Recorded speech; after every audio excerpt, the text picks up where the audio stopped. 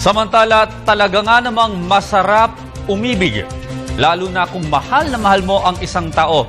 Ngunit alam nyo ba na dahil rin sa labis na pagmamahal, maaring magresulta ito sa isang krimen.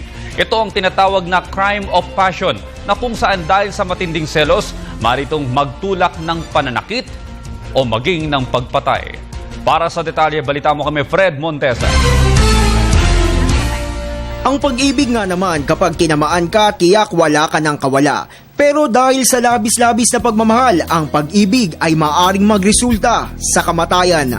Noong 2011, ang bansa matapos ang insidente ng pagpatay dahil sa labis na pagmamahal. Kinitil ng isang 13 anyos na binatilyo ang 16 anyos na binatilyong kasintahan sa loob ng kilalang mall sa Pampanga.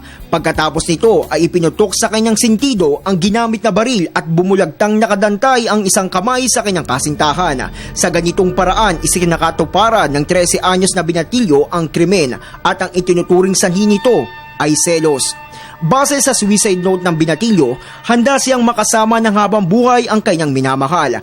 Kasabay ng paghingi nito ng paumanhin sa pamilya niya at sa pamilya ng 16 anyos na boyfriend.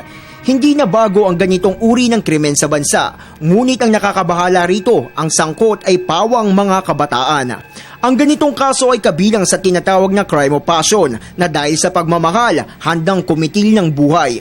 Ayon sa mga eksperto, ang crime of passion ay bugso ng matinding emosyon o emotional trauma. Kadalasan nangyayari ito kapag ang isang babae o lalaki ay nadiskubring may iba ang kanyang kapareha. Base naman sa Article 247 of the Revised Penal Code of the Philippines, ang taong mapapatunayang pumatay o seryosong nanaki sa kanyang kabiyak ay makaharap sa kasong kriminal. Sa panahon ngayon, pawang mga ang nasasangkot at malaking epekto umano nito ay ang pagkalantad sa makabagong teknolohiya gaya ng internet, mga napapanood sa telebisyon, gayon na rin sa kanilang mga nababasa. Sa mga puntong ito, malaki ang gampanin ng mga magulang upang mapigilan ang ganitong uri ng krimen sa mga kabataan. Para sa Telebisyon ng Bayan, Fred Montesa.